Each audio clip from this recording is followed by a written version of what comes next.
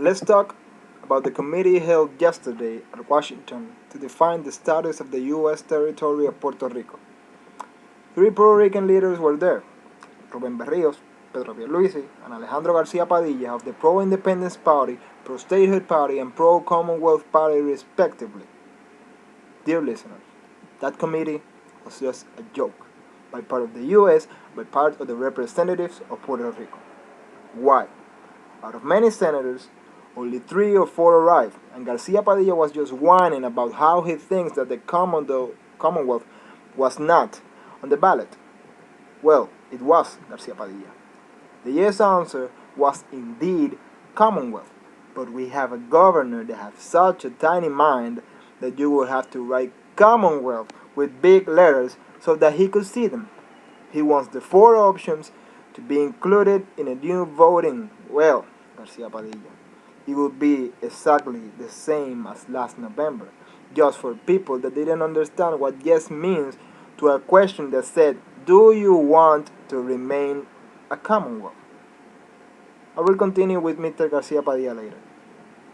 Pedro Pierluisi and Rubén Berríos did a really decent job talking about what they are defending. The big flaws were that Pierluisi kept stating the same over and over, and Berríos kept saying that the U.S. would not do a damn thing about the results of a voting. This reunion was as meaningless as a family reunion about who will clean the house. And the U.S. should put the pants to ask Puerto Rico, what the hell do you want? Statehood or independence?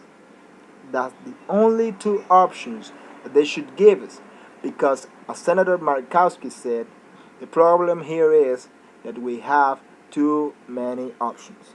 The joke of the day, once again, was Governor Garcia Padilla, a man who does not know how to speak English and still try to answer questions in that language, butchering his answer that maybe, and just maybe, would have been understandable if he used a translator.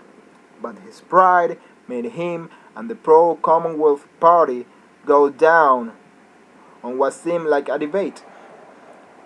Sadly for him, he's not a good speaker, not even in Spanish. He is just a governor because people were blinded by his promises that he himself destroyed in the first months of his government. What we saw yesterday was the proof that until we don't get leaders with visions and an open mind, we will not do a damn thing with our status. And this is coming from a proud man who is pro-statehood. We have been struggling for decades, and I promise you, my fellow Puerto Ricans, that it will be a few more decades before something significant happens. We have a governor who keeps saying that he will attend things like crime and education first. Well, let me say this. Crime and education issues will not get any better unless we do something about our status, because being just a territory will not resolve one damn thing. The real options are independence or statehood.